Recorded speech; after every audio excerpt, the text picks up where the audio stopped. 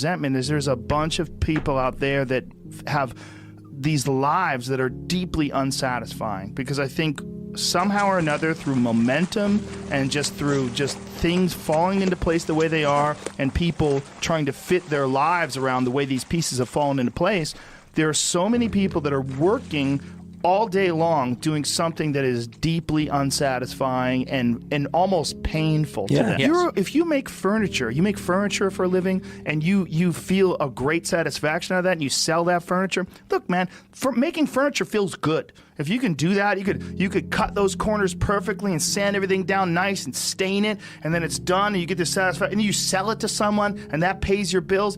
That is infinitely more satisfying than being stuck in some fucking cubicle working for someone that you don't want to work for, having to have these stupid fucking office meetings, talking to people in human resources, sitting down with your supervisor where they evaluate your job performance, and you're not really, you really need to be enthusiastic about this company. This company is your future. This kind of like, you're like, fuck, kill me now. There's a lot of people out there that would way rather do something else, and I hope they understand that they can. Everybody's got these stupid barriers they put in their own head. You got to resist those goddamn things, because they don't do you any good, and they certainly define the potential for your future in a negative way that's not self-serving, and it's not even real. You put this artificial ceiling on the potential for what you're doing. If you hit a wall, okay, that just means you need to regroup and rethink. It doesn't mean that wall's there, especially when it comes to something like social media or like a podcast, something where you like it less, fix that. Figure out a way to do it. You can do that. And this idea that there's no way to get past the starting block today is just ludicrous. It's crazy. And it's just this poor thinking. And people that are trapped in bad situations, one of the problems is you feel like this is your future. You feel like you're fucked and you can't get out of that. There's no hope. There's no light at the end of the tunnel. There's no rainbow. And if you feel like that, that alone can be incredibly defining and limiting. But if you look at yourself objectively and say, okay, I kind of am fucked here. I'm in credit card debt. I'm working in a shitty job. I don't like what I'm doing, but I have some ideas. I need to feed those fucking ideas. I need to feed them and water them, and I need to set aside a certain amount of time every day to just try to make those things happen. You can do that. Wondering why other people's success, or wondering why other people are successful, is the refuge of losers. Wondering why other people are successful. Like, who gives a fuck? You can say you think it sucks, but to spend time wondering why someone is successful and hating on someone successful, it doesn't do any good. It's like, what is that old expression that jealousy is, it's a poison that does the opposite of its intended? Is that your mind, you have a certain amount of bandwidth. This is why I don't read Instagram comments or Twitter comments or YouTube comments. Like, I don't have any time. If I read them, it's an accident. But to seek them out, like, you have bandwidth. I don't spend time wondering why I hate things or hating on someone or being jealous. You have, let's call it units. You have 100 units of bandwidth in your mind. So that means there's 100 units that you can spend on things you care about, or you could let your mind be occupied by some stupid fucking Twitter feud that you're in with some idiot that you don't even know, and you could spend 30% of your Twitter bandwidth or your mind bandwidth on this, and then you only have 70% for the things you love. And then maybe you're involved in some fucking relationship with someone who's an idiot, and you're arguing back and forth with them. Well, there's another 30% that's gone. Now you have 40% left. You have 40% for the things you love instead of 100%. But if you only concentrate on the things you care about that mean something to you, and I think that there's a lot of people out there that think somehow or another you're going to get to some place where you're living in silk sheets and you're getting your toes done while someone's dropping grapes into your mouth. I don't want that. I've never wanted that. That guy's not going to be happy. He's going to be bored. An hour into the grapes, you're going to get those fucking grapes away from me. Stop painting my toes. What am I doing in this bed? I got to do something. I'm not stimulated. The human organism, the animal that we are, needs constant stimulation because it evolved trying to find food and escape enemies, and find shelter, escape nature, escape the elements, try to survive, And this is the great joy that you have in taking care of your children, that you can protect your children from the elements and the enemies and feed them. And it's also the great sadness that you see in losers. When I see a loser, I see some guy who's 43 years old, lives in his parents' basement, and he fucking hates the world. I'm like, that was a baby. Man, this is a baby that somebody just gave shitty nutrients to, whether it's nutrients in the forms of food or in the form of thoughts and ideas and examples, and this kid developed these horrible self-defeating patterns of behavior that have led them to this point where they're this middle-aged person with no future and no idea of how to get out of this rut, and probably never will escape it, and might just wind up sucking on a gun. You know, I mean, this is the world that we live in today. And I think part of that world is because we have been fed this line of horseshit that you're supposed to seek comfort. And I don't think you are. I think you're supposed to seek lessons, and you're supposed to seek difficult tasks and accomplishments. And through those things, and through doing things that are hard to do, even if it's just a fucking 90-minute hot yoga class. I do a 90-minute yoga class, man. Those last 20 minutes, I do not want to be there, man. And I definitely don't want to give 100%. And I can cheat. I can kind of half-ass it. I can. But if I don't, and I get through it, when that time is up and the lady says namaste and everybody gets up, I'm like, fuck, man, I made it. You know, I lost 15 pounds. My fucking yoga mat is drenched to the point where I could literally wring it out and fill a jug up with water. But through that struggle, I will now have a better day, and I better fucking do it again tomorrow or do something else, because if I just think, well, tomorrow I'm just going to coast and eat Twinkies and watch TV. Oh, hello, sadness, my old friend. Hello, depression. Because when you're not doing anything, you feel like shit. And that's just a part of being a human being. And we can pretend that we're something other than what we really are. And we can pretend, nah, me, man, I'm just cool, just chilling, doing nothing. Bullshit. You're a fucking human. You're a human being. You evolved from the fucking hundreds of thousands of years of hunters and gatherers and people that were struggling.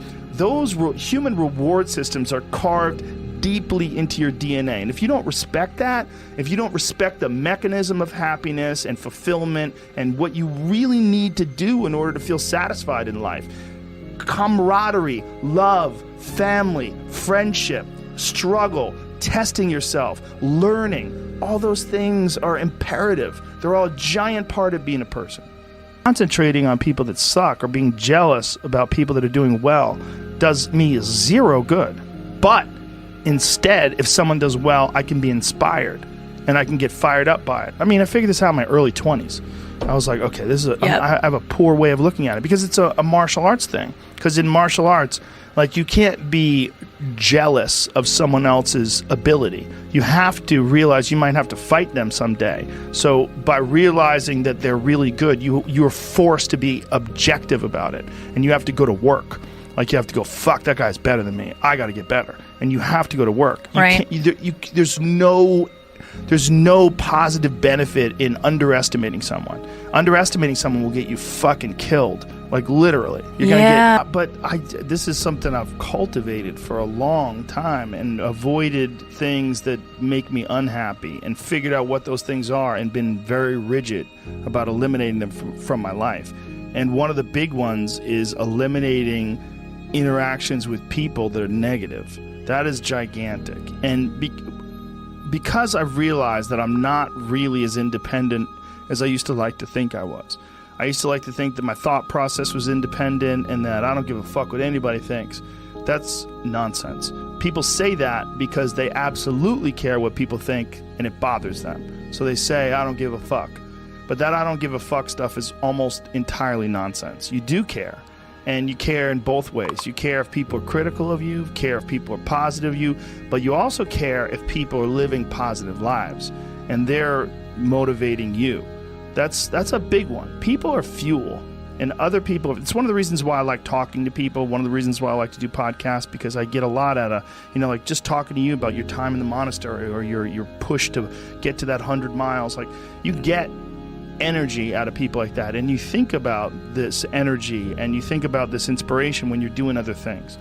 And it also sets in your mind that when you meet these exceptional people that move you, like, what are the characters, what are the qualities that they have, what are the characteristics that they possess? and those things become significant and important to you. Whereas if you live around a bunch of people that are complaining and bitching about everything, and they see the negative in everything, and they're always whining, those people are the opposite of that. They're the opposite of inspiration, and they're mud. You're just like, "Whoa." It's like you're up to your ankles in mud. You try to trudge through life. It's difficult. You're not light. It's not pushing you. There's not a wind at your back. The wind's in your face, and it's rough, and over time, I've learned that these people, you're not going to fix them. I used to want to fix them when I was young. I used to want to go, "Hey man, I see what you're doing. Like, dude, don't do that anymore. Listen, just do this and stop doing that and start doing this. And if you just work towards this, you could be successful." And then a week later, the guy's doing the same shit. You're like, okay, right. I'm wasting a significant amount of my energy on someone who doesn't want to waste any of their energy on themselves. And so managing the community and the tribe that you're in, making sure that you're a good member of that tribe, that you're doing your part, and there's a lot of cynicism in these days about inspiration and about motivation, because there's a lot of fake shit. You can go on Instagram and you see a million of these inspirational quote pages, and they're run by people that are probably depressed. You see a lot of people that are, talking about how to get ahead in life, but they're not really doing anything themselves. So there's a lot of cynicism involved in that. But there's also sincerity in it, and you can get, if you just look at it with a pure heart and a pure mind, you can get a lot of energy out of that. And when you're around happy, inspirational people that are successful, it makes you feel better and you get inspired. And if you act on that inspiration, your life will be more fulfilled. And it's not just inspirational in terms of financial success, but in terms of doing difficult things, whether it's running 100 miles. It doesn't pay you a goddamn thing other than the wealth of the knowledge that you can push yourself to such an extreme.